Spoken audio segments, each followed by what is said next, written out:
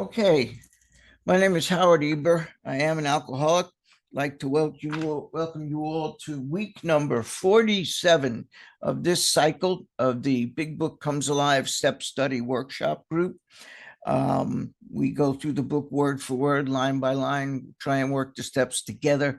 This is not just to read the book and this is a teaching of the book so that you can teach your sponsees and so on. And that's how a fellowship grows up about us. The fellowship doesn't grow up about us by going to the same meetings and sitting next to the same knucklehead who tells you the same gossip every day. That's not what that's about. It's about taking someone through the book, who takes someone through the book, who takes someone through the book.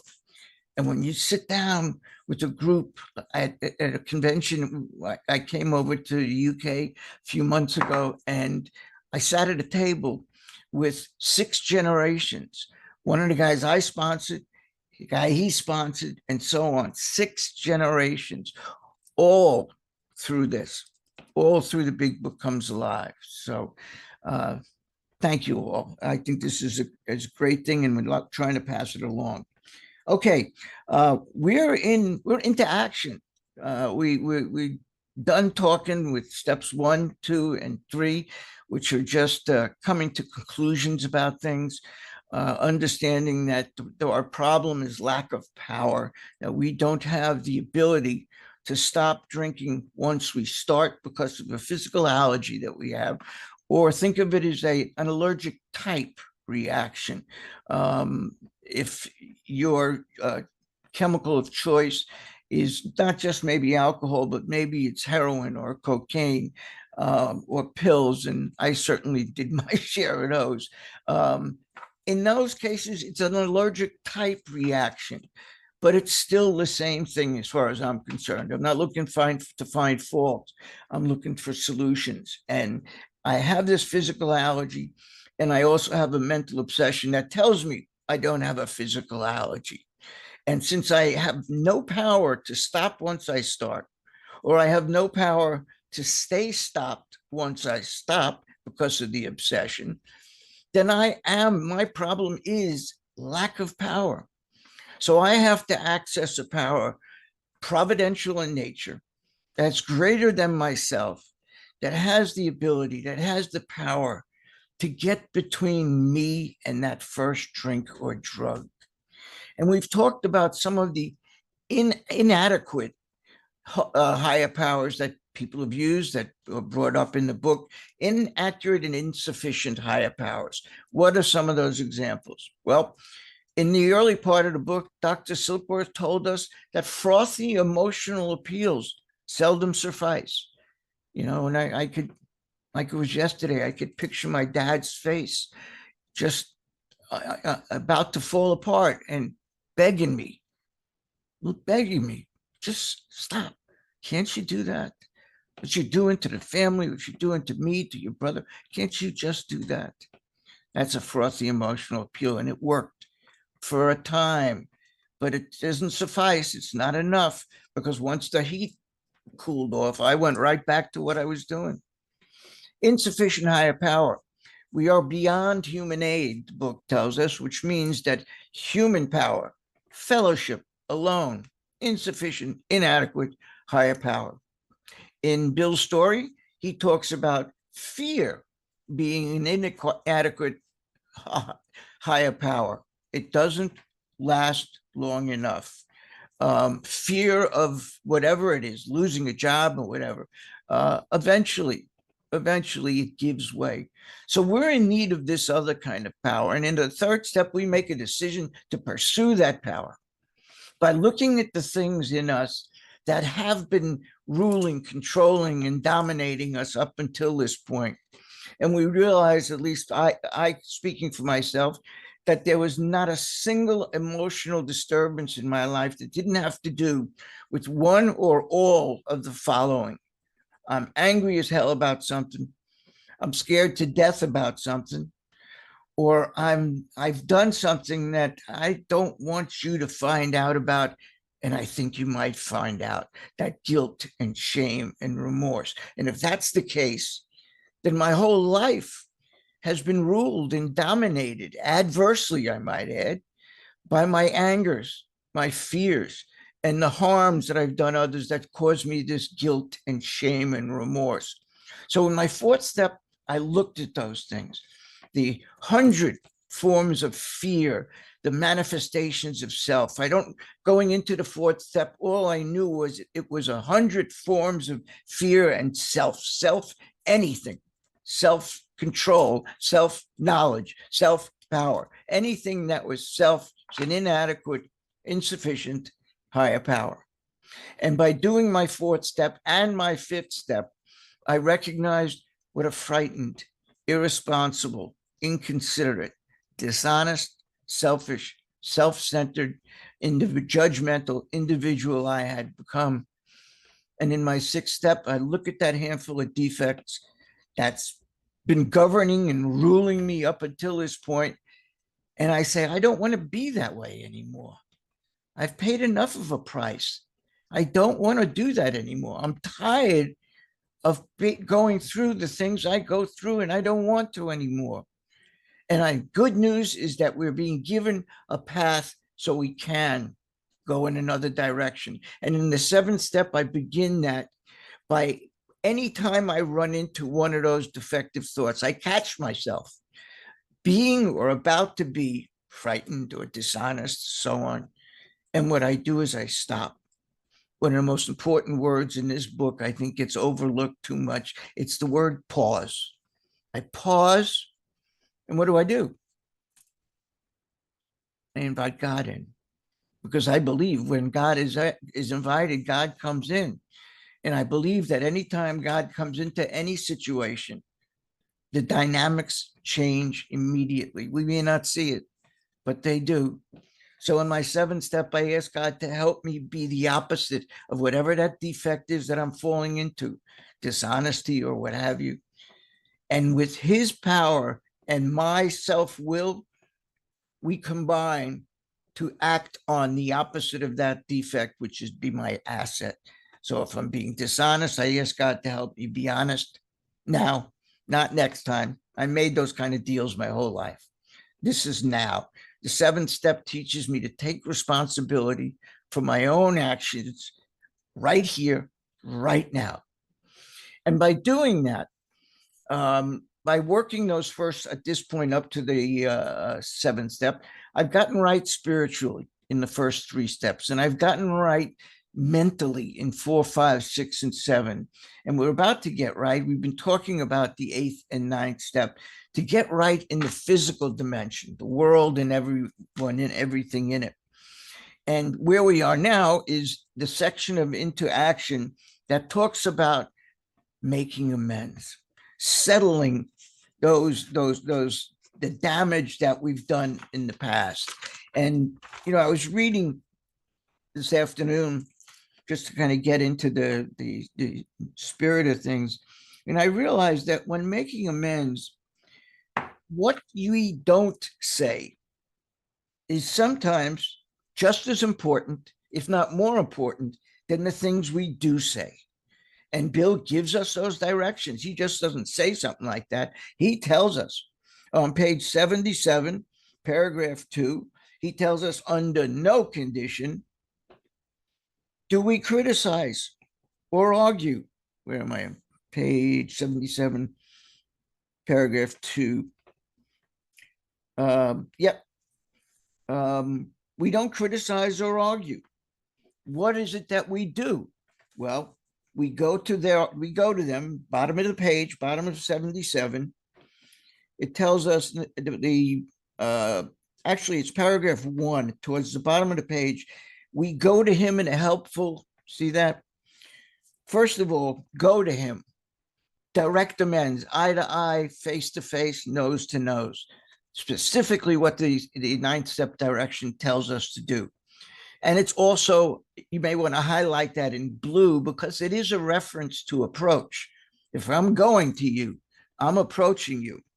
And what am I doing? I'm going in a helpful and forgiving spirit. A helpful and forgiving spirit. We are there to express our regret, We're there to show our being contrite. Contrite means just show deep regret for something, for having done wrong. And we go to him in a forgiving spirit and a contrite heart. I think that's what it comes down to, a forgiving spirit and a contrite heart.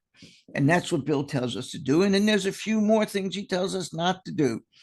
He tells us that we stick to our own story. There's a friend of mine, California Rob, and he has an expression. He talks about alkalogic, and he says that one of the things that about alkalogic is we want to clean their side of the street before we clean ours.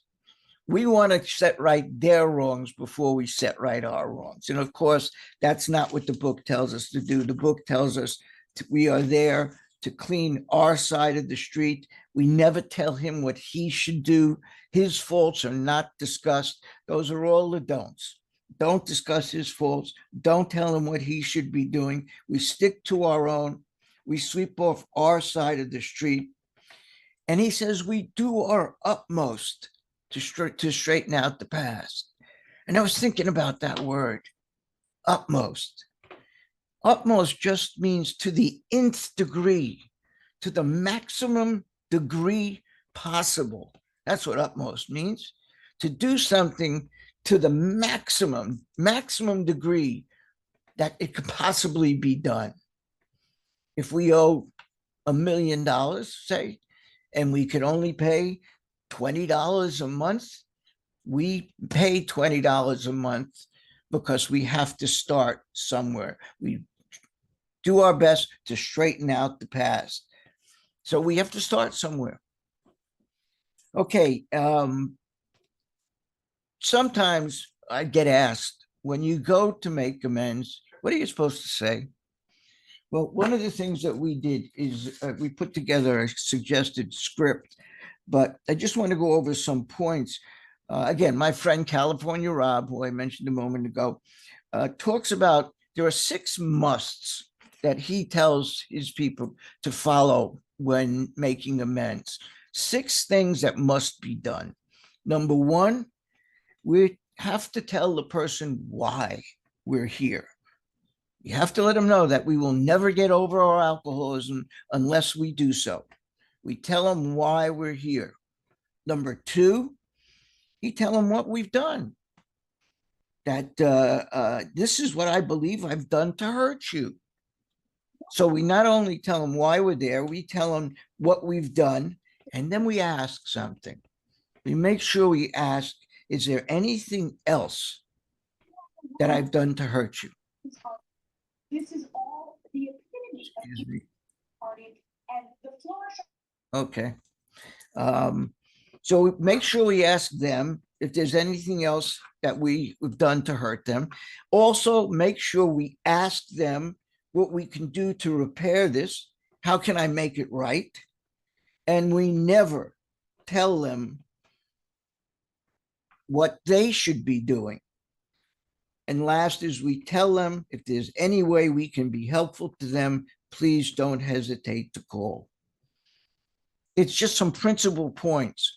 And in the handout for step 9 that we sent out last week, I believe, there's a sample amends to make, just to give you some words if you're kind of lacking on it. But let's go through, let's see what the book is saying. We're on page 80. After all of that lengthy mishigas, we're on page 80. I believe we're on paragraph 5.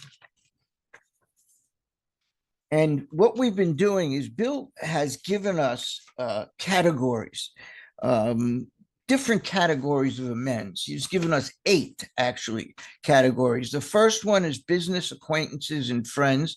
That's on page 76.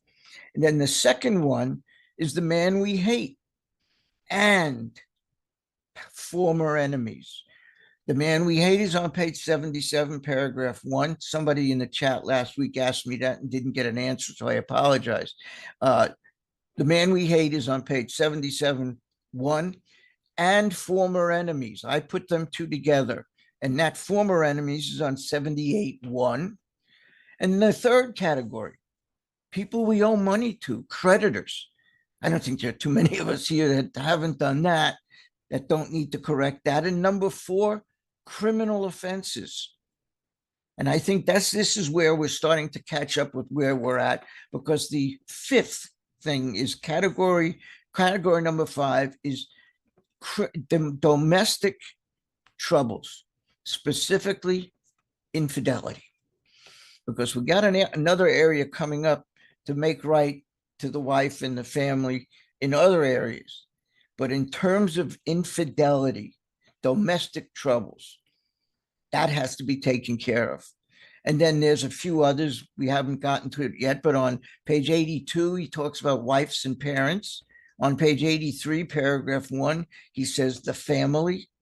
And then on 83-3, he addresses wrongs that we could never right. Now, I think it's important to keep in mind, maybe that's the right term, that I don't believe that he's giving us an order in which to make the amends. Quite the contrary. I think the way he's laid it out is the opposite of the order. We certainly don't start, I don't think. We start with business acquaintances and friends. How would that go over? I go to make amends to a guy I sit next to at work, and my wife is aware of that. And now I got to make amends to her for doing that, letting her think she's not as worthy as he is. You start with him. So in the 12 and 12, Bills makes a comment about starting with the nearest and dearest, which is what we get to towards the end of the list. The family, wives, parents, infidelity. Those are the things that we get to, I believe, first. Those are the low-hanging fruit. Those are the most important ones I think we have to do. And it goes without saying that the hardest amends that we have to make, and Bill didn't even make a category for it, is making amends for stuff we've done sober. Stuff we've done as a member of Alcoholics Anonymous. Those are the toughest ones to make, because we can't blame it. We can't put it on the liquor. We can't put it on the drugs. That we are not getting high. We are just frightened, irresponsible, inconsiderate. Whatever it is that we're running on, whatever that fuel is, we have to face it and deal with it. And that's the hardest thing. It really is, because I can't blame. It's easy to blame alcohol and drugs, but it's not there anymore. It's not the issue. So, okay, where we are is on page 80. At the top of the page, he starts out with the last category we were talking about is a criminal offense. What if you did something that if you go to make an amends for it, it would affect other members of your family? Say it's a criminal offense, and if you go to make amends and you get arrested and have to go to jail, then your family is not going to have you for their support if you're the source of support. So what do you do in a situation like that? Well, Bill addresses it, and I think he does it just magnificently. It's just perfect. At the top of page 80, and we talked about it last week, there's 5 lines, and it's so important. He tells us first, the first thing we do before, and you may want to underline that word if you haven't already, before taking drastic action, meaning before you go knock on that person's door to make an amends for burning down their house. A friend of mine talks about that. He had to do that. He burned down somebody's house, and he actually went and knocked on the door at some point to make an amends for it. So the point is, before taking the drastic action that could affect people around you, you go to jail and you own a business. What about your business? What about your employees? So it's not just family. A lot of people could be affected. So before we do anything, what do? 1, we secure their consent. It doesn't say we tell them what we're going to do. We secure their consent. If they don't go along with it, it ends right here. They're the ones who are going to be affected by it. So if they're going to be affected, we have to figure out another way to handle this. So number one, we secure their consent. If we have, let's say your wife, your spouse, with his wife or husband, is a source of income on their own, and they don't necessarily need to have yours. And it's okay with them because they understand why you have to do it. But first, we have to secure their consent. Next, he says, if we have obtained permission, we have consulted with others. Number two is consulted with others. Actually, yeah, number two is consulting with others, specifically your sponsor and an attorney. If we're talking about possible legal actions, you need to know what it is. You know, I'm not an attorney. I don't know, is there a statute of limitations or what could possibly happen if the person decides to pursue it, to punish me, to make me make right on the situation. So I need an attorney to tell me what I'm facing. So we get the consent of the people affected. We consult with others. Number two. Number three, we pray. We ask God to help. Secure permission, consult others, ask God for help. And if that drastic step is indicated, we have check, check, check. Secured consent, spoken with others, prayed about it. Everything seems right. Number four, we must not shrink. We have to go through with it. And remember that when we make our amends, we are under the guidance and protection of God. We are not on our own. I don't know if you've ever sensed that, but I've sat in people's offices that I'm making an amends on, and I'm waiting for them to come in to talk to me. And I'm sitting there all by myself, but I do not feel I'm alone. I feel there's someone right here with me that's guiding me, that's giving me the strength and the courage and the words to do what must be done here. I don't feel alone. And we have to remember that we're not alone. That power brought us to that seat. I never would have thought I would be doing that, but that power brought me to that point. And if God brought me to it, he's going to get me through it. So I'm not alone. Now we're on page, the bottom of the page. We've gone through that story of the guy who gossiped and destroyed a neighbor. But let's go to the bottom of the page. The chances are that we have domestic troubles. Please underline and highlight that, domestic troubles. And next to it, you may want to write infidelity, because that is what we're talking about, infidelity. Chances are we have domestic troubles. In other words, trouble at home. Perhaps we're mixed up with women in a fashion we wouldn't care to have advertised. We doubt if, in this respect, alcoholics are fundamentally much worse than other people. But, and you may want to underline this, drinking does complicate sex relations in the home. You think? You may want to add duh after that, but it's up to you.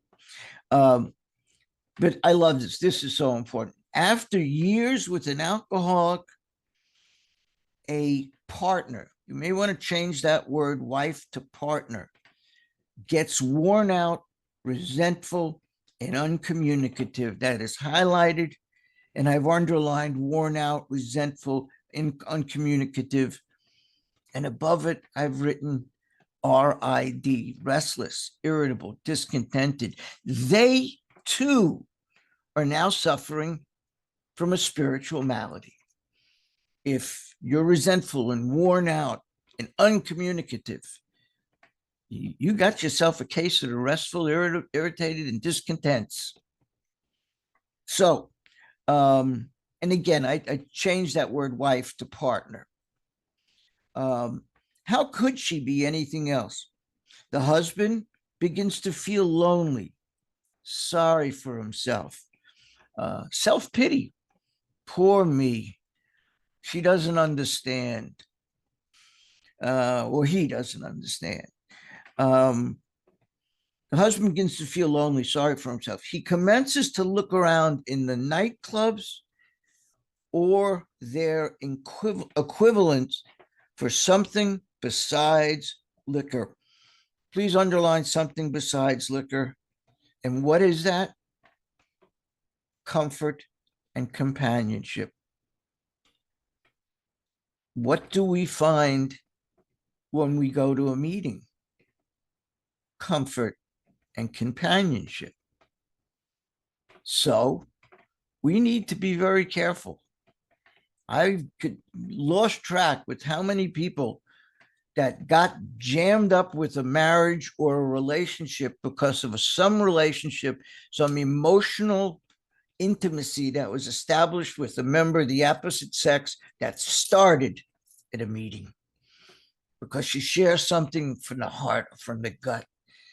And you tell that person, that person comes up to you and says, I really identify with that. That was really great. And you start to share intimate details because that's what we do in these meetings.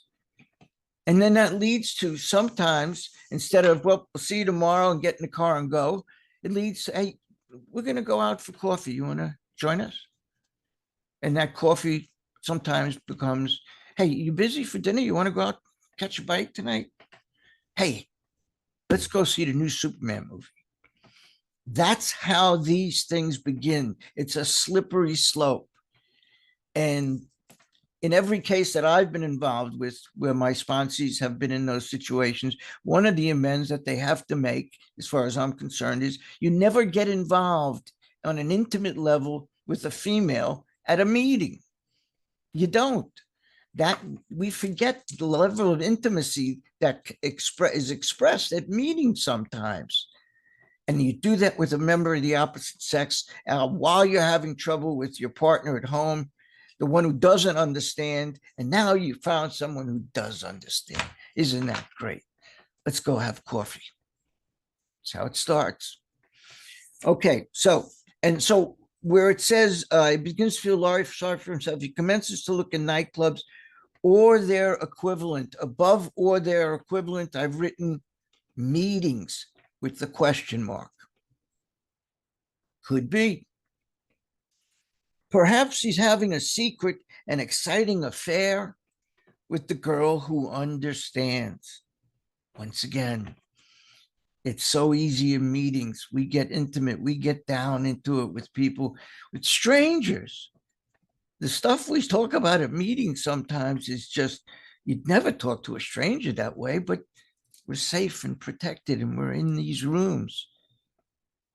Very easy to get sucked into one of those, dragged into one of those. So in fairness, we must say, and that's circled or highlighted in green because it is a must, say she may understand, but let's underline this. What are we going to do about a thing like that? What to do? A man so involved often feels very remorseful at times. And I've underlined at times. And in this section of the book, I believe Bill makes a lot of what I consider to be self-serving comments. And I think that's one of them. He makes these statements that I see or I interpret as being insensitive, as being self-serving. And here's a great example. A man so involved often feels remorseful at times. Why at times? Why not all the times? Why not all the times? Is there a line that separates? If you're getting intimate with a member of the opposite sex and it's at a meeting, you've crossed that line. So I just wonder, what are the at times? You give me a list of what's considered in that. Like Bill said earlier, there had been no real infidelities. Well, what's a real? Let's look at the list. What activities constitute a real infidelity and which ones are not? I, you're going to see a lot more over the next few pages. If you haven't before, I don't want to shock anybody, but there's quite a bit of it. There's self-serving, insensitive comments, and that's one of them. Remorseful at times, especially, and this is highlighted. This is, I think, Bill just rationalizing his behavior, especially if he's married to a loyal and courageous girl who has literally gone through hell for him. Does that sound a little bit self-serving? If you know Bill's story. Okay, let's continue. Whatever the situation, we have to, and have to is in green because have to means must, do something about it. Please underline something. We have to do something about it. And here's the $1,000,000 question. Let's highlight and underline. If we are sure our wife does not know, here's the question. Should we tell her? Here's the $1,000,000 question. Should we tell her? Not always, we think. A little insensitive, a little self-serving. Once again, what constitutes something we should or shouldn't talk about? But let's continue, because I don't mean to make that sound one-sided, because if she doesn't know, then letting her know would cause more harm. So we have to make an amends in another way than one-on-one, face-to-face, nose-to-nose. We have to go from the flank is what Bill tells us. But let's continue. If she knows in a general way, there's a great one, underline that, a general way. What does that mean? That we have been wild. There is another one. What's wild? God, define that word for me, Bill, will you please? If she knows that we have been wild, and underline the next question, should we tell her in detail? So the first question is, should we tell her at all? Second question, should we tell her the details? No, undoubtedly, we should admit our faults. And you may want to highlight that sentence. And undoubtedly, we should admit our fault, right? I don't know how you explain being wild to your wife, but basically that's what he's suggesting. I don't know how you explain that. I've been wild. Okay. Undoubtedly, we should admit our faults. She may insist on knowing all the particulars. She'll want to know who the woman is and where she is. We feel we ought to say to her, and underline this, please, we have no right to involve another person. In the handouts, I think it was this week, last week, and the week before, was this one that says all about amends. Andy, I think it's 6.12. I also have written here 76.3. I don't know what that's about. That's all. That's what I wanted. The reason I'm drawing your attention to it is that at the bottom of this page, let's go down a little bit, Andy. Bill starts to give us 12 guiding principles of making amends. And this one that we just came across is number 8. We have no right to involve another person. I don't know what it is with the number 12 with Bill, but there are 12 guiding principles. If you want to go through them all, let's go back to the end, last page. So we go to him in a helpful and forgiving spirit. I mentioned that before. We never criticize or argue. We've mentioned that before. His faults are not discussed. Our matter is calm, frank, and open. On page 78, we were told we must lose our fear for creditors. 79, we ask that we be given strength and direction to do the right thing, no matter what the personal consequences may be. And then twice, once on page 79, once on page 80, and we just came across it, we must not shrink. We must not run away from these things. On 81, when we just came across, we have no right to involve another person. We'll come back to that number 9 because that's the one I was referring to a moment ago about attacking things from the side. So let's get back to the book. So there's guiding principle number 8, which is we have no right to involve another person. I've got the rest of this paragraph highlighted in yellow because it's a general highlight. And I'll give you a moment because there's a couple of notes that I like to make as we go through this. We're sorry for what we've done, and God willing, it should not be repeated. Remember in that list of things, what we say to the person when we go there is that, with any luck, we will not, this will not happen again. More than that, we cannot do, please underline cannot do. And please underline, we have no right to go further.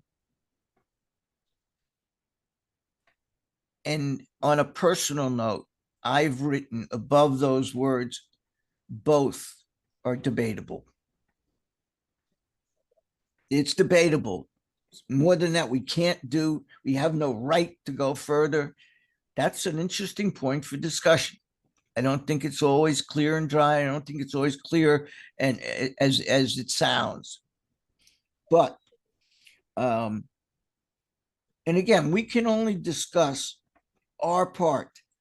Remember, it says we have no right to go further. We can only discuss our part. Theirs, the other person involved, has no say in this. We have no right to save others at our expense. So no, we don't give the name and the address and the phone number. It caused enormous harm. But again, some of these things are questionable. Though there may be justifiable exceptions, and please double underline this, we wish to lay down no rule of any sort. I always have to remember that. When I start to get a little heated about some of these self-serving statements, some of the insensitivity that I could find on these pages, I have to remember that he's saying, we're not saying that this is a rule. Still getting some noise here. Okay. Got that off again. So, we wish to lay down no rule of any sort. We've often found out this is the best course to take. Our design for living.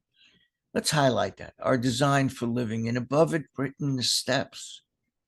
The steps, not a one-way street. Please underline this beauty. It just keeps getting better. It is as good for the wife as it is for the husband. Gets better. Let's highlight this. If we can forget, so can she. Insensitive, self-serving. And incidentally, he's saying it's as good for the wife as it is for the husband. What we're talking about is seeking and trusting God, helping and forgiving others. But the point is, he's saying if we can do it, so can she. One of my mentors that took me through the book was Charlie Parmalee. from the Joe and Charlie, the comedy team of Joe and Charlie. And I asked him once what his take on that sentence was. What does he think of that? What is Bill trying to say? That it's as good for the wife as it is for the husband. If we can forget, so can she. And his response was, what's the most important word in that sentence? And I didn't know. He said, can. Can. That if we can forgive, so can she.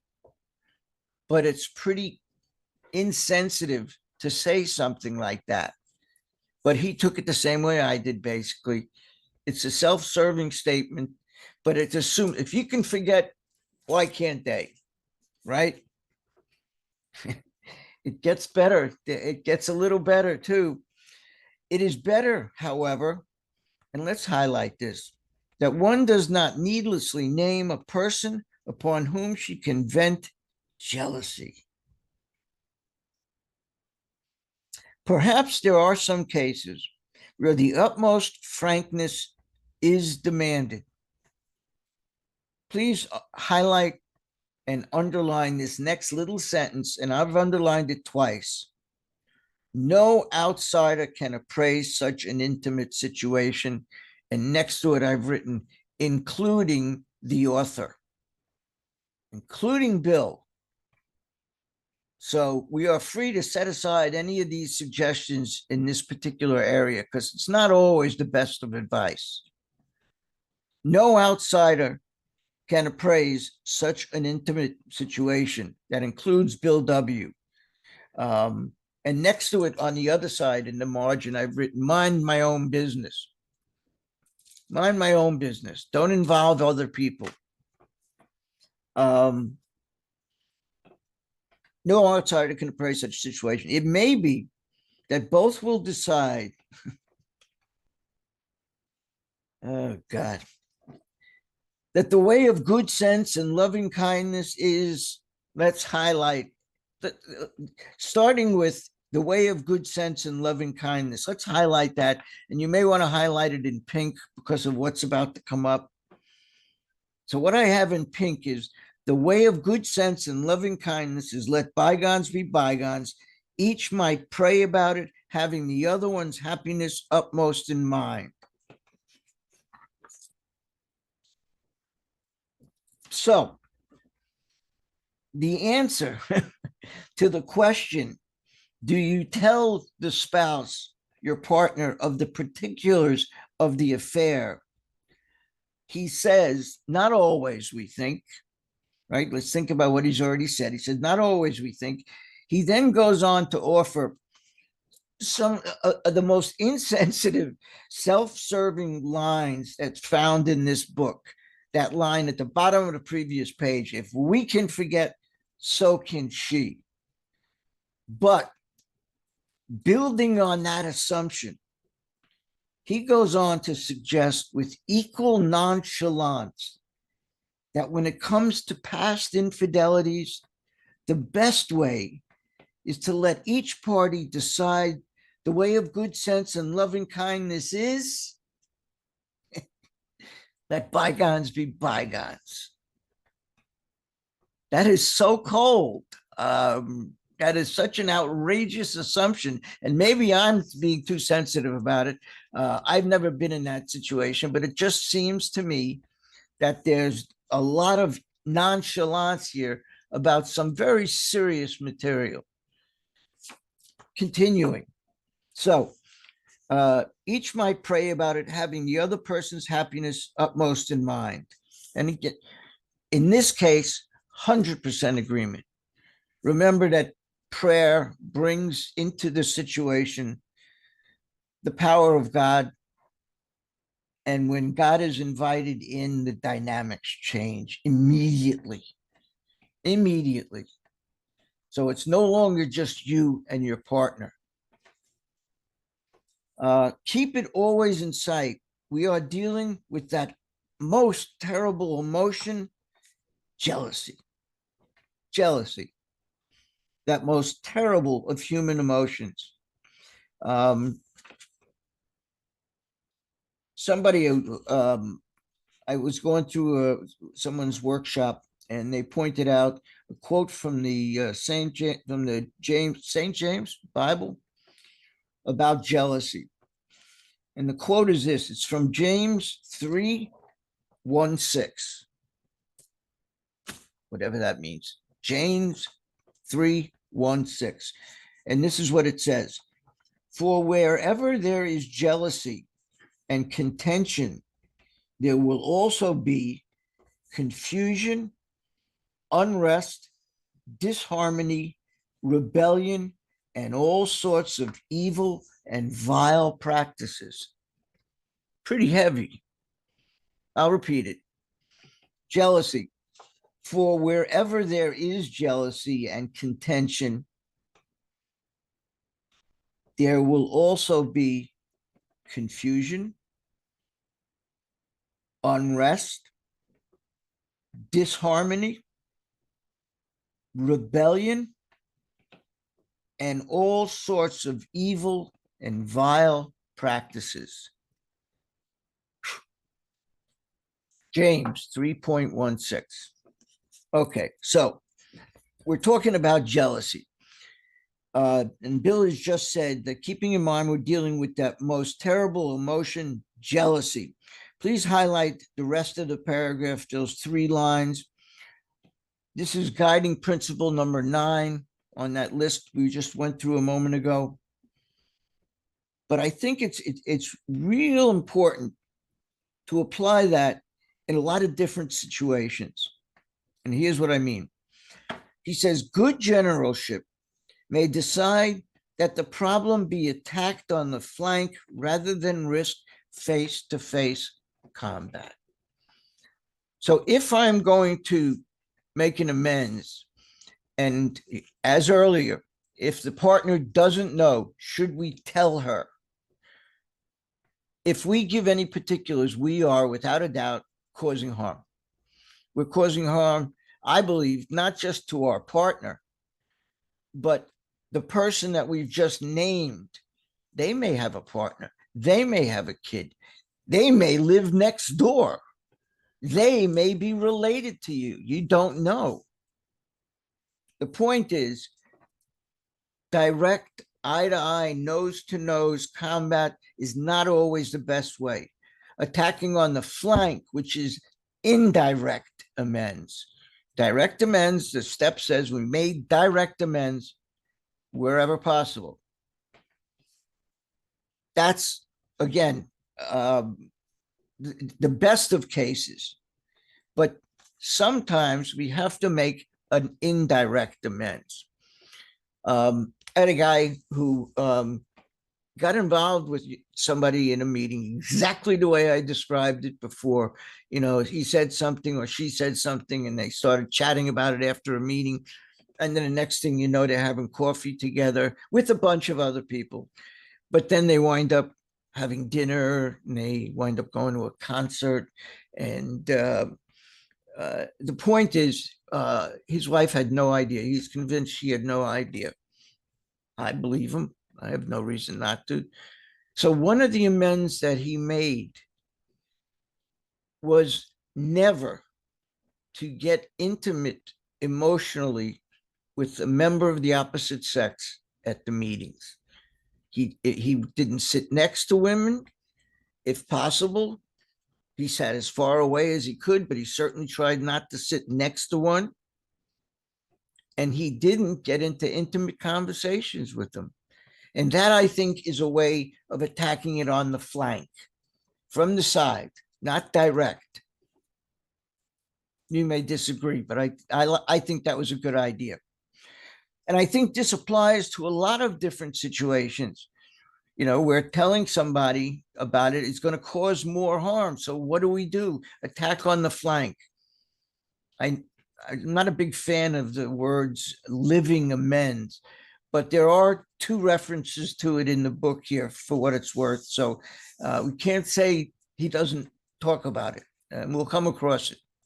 I'll point it out to you. Okay. Where was I? Oh, yeah. Good generalship may decide the problem be attacked on the flank rather than risk a face-to-face combat. If we have no such complication, please highlight this in pink. This is a promise. There is plenty we should do at home. And above it, I've just written step 12, part 3, which is practicing these principles in all our affairs. We're going to get to it, but the 12th step is a 3-part step: a promise, a spiritual awakening as a result of these steps, a charge, because nothing is free. We're being handed a bill in the second part of the 12th step, which is to tell people of our experience and to help them to have the same spiritual experience. And the third part is the greatest challenge of all, to practice these principles in all of our affairs. So in the 12th step, we have a promise, a charge, and a challenge. And this refers to the challenge, that there's plenty we should do at home. Now, for what it's worth, I've got the rest of this paragraph highlighted all the way through. And if you want to save time, I've highlighted the next paragraph as well. This is all in yellow, just general highlighting. I'll give you a second to do that if you want. Howard, which one are we highlighting? If we have no such complication, and then the paragraph underneath it, the alcoholic is like a tornado. Okay. Those 2 paragraphs. Okay, let's go through it. There's plenty we should do at home. Sometimes we hear an alcoholic say, please underline this, the only thing he needs to do is keep sober, and put a question mark at the end of that. What about the guy who says that? I'm getting some noise here. Let me mute it. Okay. So keep that in mind. What about the guy who says, at least I'm not drinking, right? I got into an argument at work. I came home, kicked the dog, yelled at the kids, was disagreeable with the wife. But you know what? At least I didn't drink today. Is that enough? So that's why I put a question mark after that, because Bill is going to answer that question in a moment. Sometimes we hear an alcoholic say the only thing you need to do is to stay sober. And like I said, see below for the answer. I'll show it to you in a minute. Certainly, he must keep sober. Green highlighter, must. For there will be no home if he doesn't. And I've underlined this, but he is a long way from making good to the wife or parents for whom he has so shockingly treated. I've underlined wife or parents, and above it, I've written number 6, because on our list, this one, that's number 6 on the list, is wife or parents. Now, if you disagree with me, I'd like to hear, but I think these are the ones that need to go first, not the people at work, not the business acquaintances, but the nearest and dearest, the people who are closest to us, that low-hanging fruit. We need to deal with that first, I believe. He's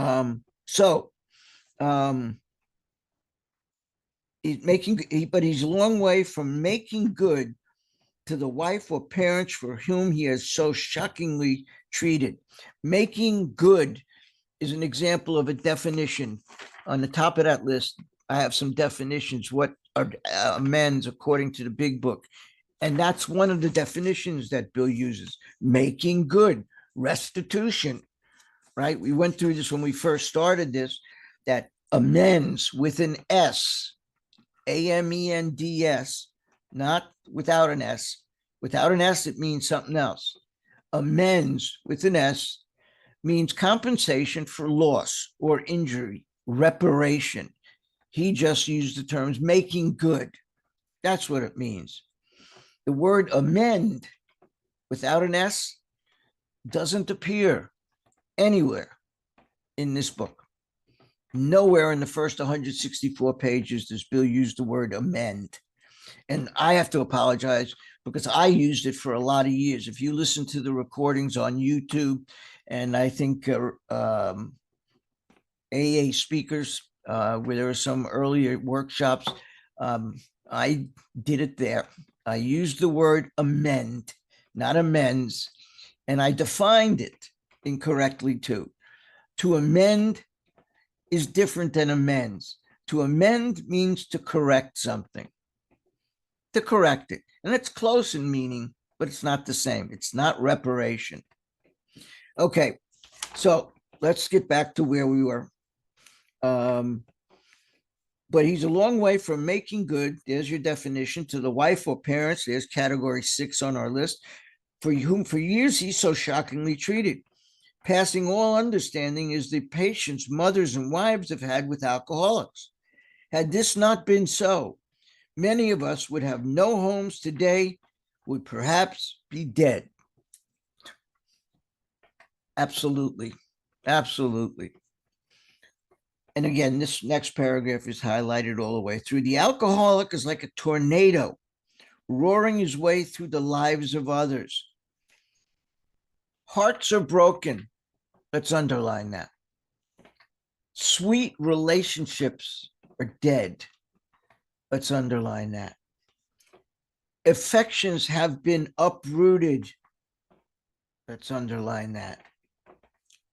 Selfish and inconsiderate habits have, let's underline, kept the home in turmoil. And in the margin next to it, the things we've just underlined, in the margin next to those, I've written physical evidence of a spiritual malady. You think you're powerless? You think you only hurt yourself? Go back. There's a number of places in this book where it gives us the physical, tangible evidence of a spiritual malady. That it isn't just affecting you, that others are affected. And here it is. Hearts are broken. Relationships are dead. Affections have been uprooted. You've kept the home in turmoil. And this next sentence is underlined, and it's the answer to the previous paragraph's question. The question is sobriety enough? Here's the answer. We feel a man is unthinking when he says that sobriety is enough. See, sobriety is just the starting point. That's it. It's not the finish. That's not the point at which, that's when it really starts. Because we don't have a problem with alcohol. There are 90 people here today, 91 people. None of us, I believe, right now have a problem with alcohol. We have problems with sobriety. That's the issue. So saying not drinking is enough, I think, is unthinking. Not looking at the physical evidence around him. And what happens? He's like a farmer who came up out of his cyclone cellar to find his home ruined, right? Comes out of the cyclone cellar, the house is gone. It's a pile of garbage.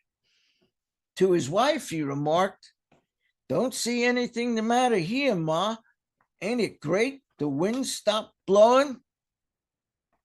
At least I didn't take a drink today." Disagreed at work, kicked the dog, yelled at the kids, but he didn't have a drink. Ain't it grand, Ma? The wind stopped blowing.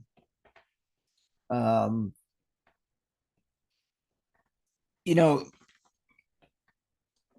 that line, it's the thing that we need to express, I think, in making the amends in those situations is to let them know that we deeply regret what we've put them through. I know when I said it, I said I was selfish, I was inconsiderate, irresponsible, dishonest. I was filled with fear. And I'm not living my life like that anymore. But what could I possibly do to make this right? I remember asking my dad that. And he was on the verge of tears as well. And he said, just keep doing what you're doing. But I put it in his hands. He didn't say, I'm not, I'm not drinking and drugging now. Am I acting like an idiot in other ways? Let me know. And he said I wasn't. In the end, they get to decide what the right way to go is. And I think that's the only way to look at it. Where are we in time? I'm going to see if we can finish a couple. I'll stay a few minutes later if you want, but I want to be able to get to the point where next week we're going to handle the 9-step promises and only the 9-step promises. Most of the meeting will be that we're going to be reading the 9-step promises half a dozen times, half a dozen different ways. So let me at least get close to that. Top of the page. There's a long period of reconstruction ahead. There's another definition of amends, reconstruction. We must take the lead. And please highlight and underline a remorseful mumbling that we're sorry won't fill the bill at all. Actual change is required. This is guiding principle number 10. For those of you who are counting, Bert, on your list, it's number 10, guiding principle number 10. We ought to sit down with the family, and I've underlined and actually circled family because now we're in that next category. Category number 7, Bert, on our list. What are the categories of amends? Number 7 is the family. And frankly, analyze the past as we know it, being very careful not to criticize them. Please highlight that, maybe underline it as well. You know, we're not here to repeat, we're here to repair.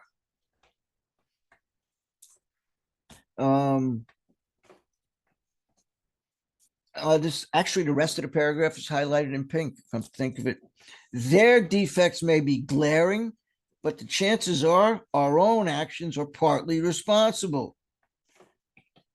So we clean house with the family. And I'm going to suggest an addition here where it says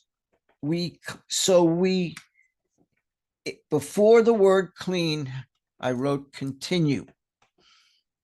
We continue to clean house with the family. We don't start cleaning house when we make the amends. We've been making changes all the way along. Remember the 6th step, I'm not like that anymore. The 7th step, how to change.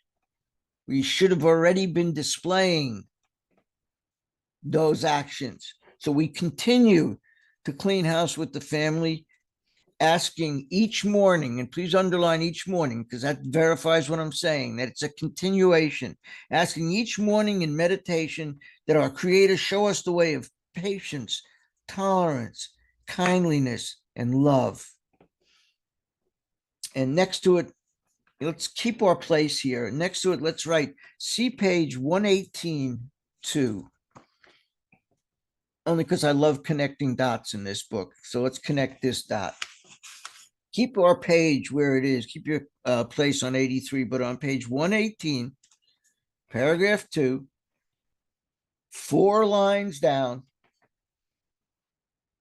patience, tolerance, understanding, and love are the watchwords.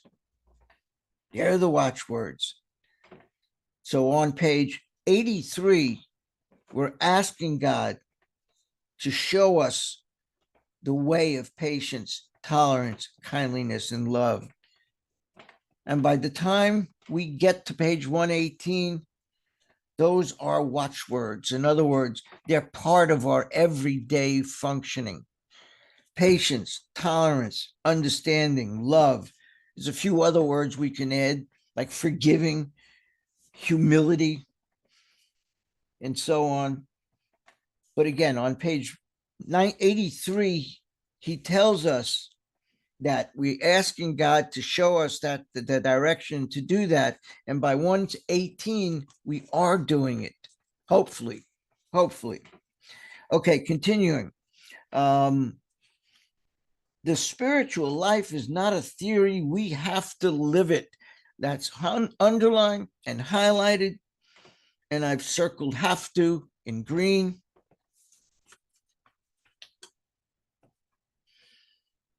This is not an emotional exercise. It's not an intellectual, I'm sorry, not an intellectual exercise. Real, actual change is required. It's not just talking. We have to live life ahead by seeking answers from the past, but that doesn't change the present situation.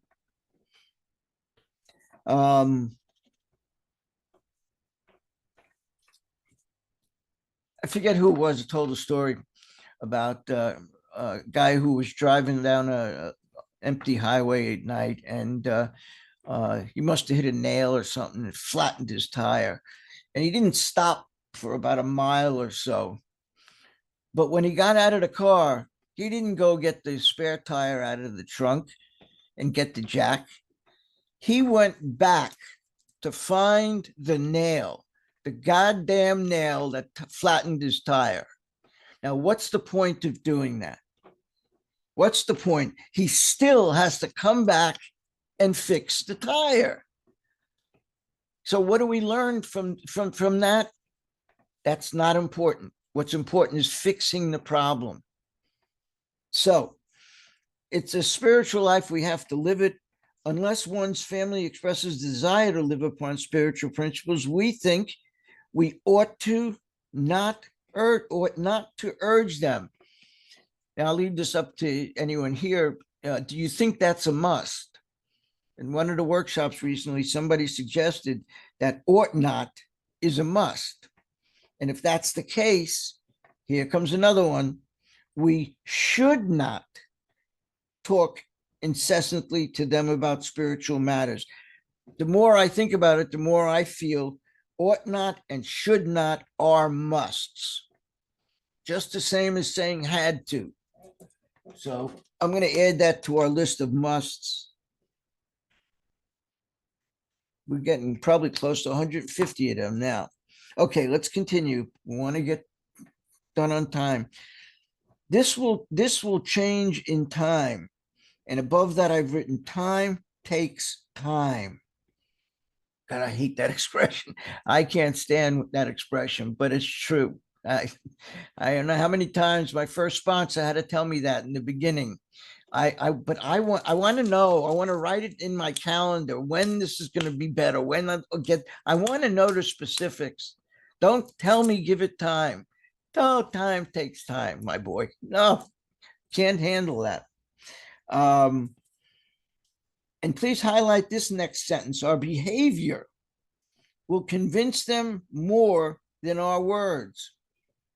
That's highlighted. And next to it, I've written living amends reference. Remember I said there's 2 references to living amends? That's one of them. Our behavior will convince them more than our words. That is a description of a living amends. And the other one, first line, we have to live it. The spiritual life is not a theory. We have to live it. Those are 2 references to living amends. At least the way I see it, it is. So the book does talk about living amends. It makes reference to it because it is important. It's our actions. I don't know who said it, but I've heard someone say, change is in our feet. Where are we going? What direction are we taking? Our behavior will convince them more than words. We must, as a must, remember that 10 or 20 years of drunkenness would make a skeptic out of anyone. A skeptic is just someone who doubts the truth. Someone who doubts things is a skeptic. And now let's finish up with the amends here with There may be some wrongs, and let's highlight and underline amend number 8, is it? 8, yes. We can never fully right. Wrongs we can never fully right. Like maybe somebody's dead. Maybe they're truly unavailable. In this day and age with the internet, you could probably find people if you try hard enough. It's difficult with you ladies because you guys get married and change your last name sometimes, and that really complicates things. But if we try hard enough, if we really want to make an amends to these people, we will try and find a way. So my first response is that was his favorite expression: find a way. Find a way. Pray about it and find a way. And that makes perfect sense to me. So we can never fully right if we don't worry about them. If we can honestly say to ourselves and underline, we would write them if we could. That's guiding principle number 11. The full number 11 is there may be some wrongs we can never fully right. We don't worry about them. If we can honestly say to ourselves, we would write them if we could. If you've done the best we could do, then it's done. It's done. It's over. It's water over the dam. But again, the second part is if we can honestly say that we would if we could. So that means we stand ready if the situation presents itself. Some people cannot be seen. We send them an honest letter. I had difficulty making amends to my dad, and my sponsor kept telling me, well, find a way. Everything you come up with, you feel is not inadequate. And I finally got in the car. I was living in Connecticut at the time, and I drove 3 hours to the cemetery where my dad was buried, and I had a talk with him. And I felt better about it. I felt better about it. So Frank telling me find a way was very helpful. And that's what I tell my people. Don't just give up, find a way. So what if the person's passed on? There's got to be different ways that you could do something. Give it in a charity in their name, something that meant something to them. There's a lot of ways to make amends. Okay. Some people cannot be seen. We send them an honest letter, but there may be a valid reason, a legitimate reason for postponement in some cases. We're talking about, I don't know, maybe the guy who lives on the polar ice cap and just can't get out to do these things right away. We don't delay if it can be avoided. And please highlight the rest of the paragraph. This is guiding principle number 12. We should be sensible, tactful, considerate, and humble without being servile or scraping. In other words, servile is defined as being slave-like in attitude, feeling less than, being submissive. Without being servile or submissive, we don't beg. We don't beg. Somebody allows us in and listens and then says, look, I didn't care for you before. I don't care for you now. If you're finished, please get out of here. We don't keep coming back, asking and pleading and begging. No, it's water under the dam, over the dam. We've done our best. Move on. As God's people, we stand on our feet. And here's the last of the guiding principles. We don't crawl before anybody. And this is where we're going to stop